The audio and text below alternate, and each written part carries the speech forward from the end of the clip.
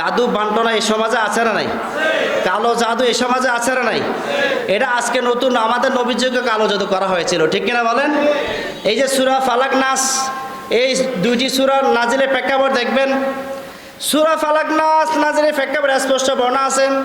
লাবিদ ইবনে আসেম একজন ইহুদি গুপ্তচর, আয়েশা রাদিয়াল্লাহু তাআলা আনহা বলতেন রাসূলুল্লাহ সাল্লাল্লাহু আলাইহি ওয়াসাল্লাম ওই জাদুর প্রভাবের কারণে মাঝে মধ্যে কথা পর্যন্ত ভুলে যেতেন।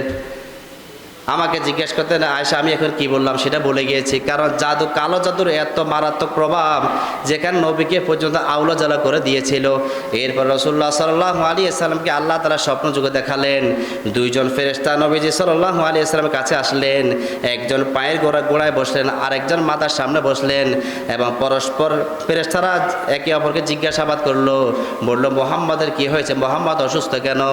একজন ফেরেশতা বলল মুহাম্মদকে কালো জাদু করা হয়েছে। আরেকজন বলল কে জাদু করেছে? তখন আরেকজন ফেরেশতা উত্তর দিল যে লাবিদ ইবনে আসেম। এরপরে প্রশ্ন করা হলো কোথায় করা হয়েছে? ওই যে নবীদের নখ 11টি নখ এবং 11টি চুল মোবারক দিয়া ওই যে চিরুনের ভিতরে ওই যে খেজুর গাছের নিচে এখানে রাখা হয়েছে। এবার রাসূলুল্লাহ সাল্লাল্লাহু আলাইহি ওয়াসাল্লাম নবীজি সাল্লাল্লাহু আলাইহি যেটা স্বপ্নে দেখে সেটা কিন্তু ওহী, দিনের দিবালোকের মতন স্পষ্ট এটা ওহী।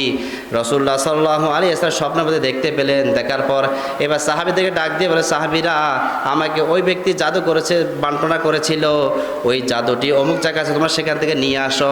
সাহাবা একবার কুয়া থেকে পানিগুলো সব নিক্ষেপ করে ফেলে দিয়ে এরপর ওই খেজুর গাছের তলদেশ থেকে এসে জাদুরে নিয়ে আসলেন। আসার পরে এবার আল্লাহর পক্ষ থেকে সূরাতুল ফালাক এবং নাস নাজিল হলো। একটু আমার সাথে পড়েন, আউযু বিরাব্বিল ফালাক মিন শাররি মা খালাক ওয়া মিন শাররি গাসিকিন ইযা ওয়াকাব ওয়া মিন শাররিন নাফাসাতি ফিল উকাদ ওয়া মিন শাররি হাসিদিন ইযা হাসাদ। এরপর আল্লাহ তাআলা বলেন, কুল আউযু বিরাব্বিন নাস মালিকিন নাস ইলাহিন নাস মিন শাররিল ওয়াসওয়াসিল খান্নাস আল্লাযী ইউওয়াসওয়িসু ফি সুদুরিন নাস মিনাল জিন্নাতি ওয়ান নাস। এই দুইটা সূরা মিলে মোট 11টি আয়াত। কয়টা আয়াত? এই নবীজি সাল্লাল্লাহু আলাইহি ওয়াসাল্লাম একটা আয়াত ফু দিলেন, আর একটা গিটা খুললেন, একটা আয়াত পড়লেন, একটা গিরা খুললেন, একটা আয়াত পড়লেন, আর একটা গিরা খুললেন। এভাবে 11টি আয়াত পড়লেন, আর 11টি আয়াত পড়ে এবং গিটটা খুলে সেখানে ফু দিলেন। আল্লাহ তার নবীকে সুস্থ করে দিয়েছে। সুবহানাল্লাহ বিহামদি। তাহলে জাদু বান্টনা আছে না নাই? বলেন না আছে না নাই? দেখেন না, জাদু বান্টনা করে অনেক পরিবার, সুখীমা পরিবারকে ধ্বংস করে দেয়, আছে না নাই? স্বামী স্ত্রী কত সুন্দর মিল মোহাম্মদ ভালোবাসা, সেখানে হিংসার বশবর্তী হয়ে জাদু বান্টনা করে পুরো পরিবারকে তছনছ করে দেয়, আমার আছে না নাই? তো জাদু বান্টনা করা যাবে? গণকের কাছে যাওয়া যাবে? এই যে রাস্তা পাশে দেখবেন কয়দিন পরে একজন ওই যে বানরওয়ালা আসিয়া মানুষের হাত দেখবে আর ভবিষ্যৎবাণী বর্ণনা করবে, এমন আছে না? জ্যোতিষী, গণক, এদের সামনে যাওয়া যাবে না, এটা কিন্তু যাওয়া কিন্তু শিরক। এটা কি শিরক? গেলে ঈমান নষ্ট হয়ে যাবে। আমাদের সমাজের অসংখ্য মুসলমান আছে, তারা জ্যোতিষীর কাছে যায়, যাবার পরে জ্যোতিষীকে বলে, জ্যোতিষী আমার নামে তুমি ভবিষ্যৎবাণী করো, আগামীতে আমার কি হতে পারে? জ্যোতিষী তো সে একজন গুপ্তচর, একজন জাদুঘর, সে তার থেকে হাতিয়ে নেওয়ার জন্য সে ভবিষ্যৎবাণী করে দে আগামীতে তোমার বড় ছেলে মারা যাবে। এখন এই লোকটা ভয় পেয়ে যায়, হায় রে আমার বড় ছেলে মারা যাবে, এখন কি করা যায়? আবার তাকে প্রশ্ন করা হলো, গণক বলল তুমি তোমার ঘরে সবচেয়ে দামি যেটা বড় রাত আমার ওটা দিয়ে দাও। গণক এসেছে রাত আমার খাওয়ার জন্য। আমাকে 2 নম্বর কারণ কি বলেন না ভাই? আপনারা কি বুঝতেছেন না মনে হয়? এইবার আমাকে 2 নম্বর কারণ কি?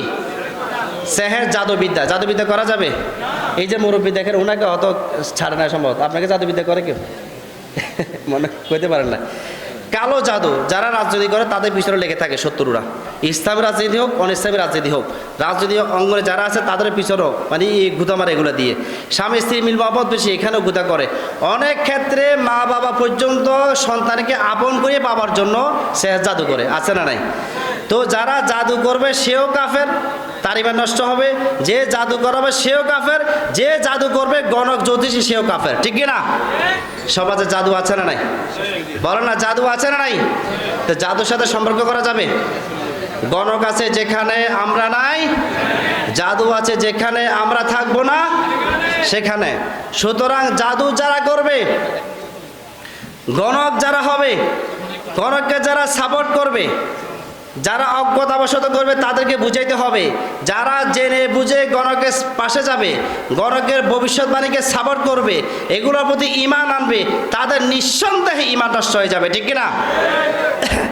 আমার ভাইরা, আমার বন্ধুগণ, এটা হলো নাওয়াকিদুল ঈমান। ঈমান ভঙ্গের 2 নম্বর কারণ, ঈমান ভঙ্গের 2 নম্বর কারণ আমি আপনাদের সামনে সংক্ষিপ্ত করে আলোচনা করেছি।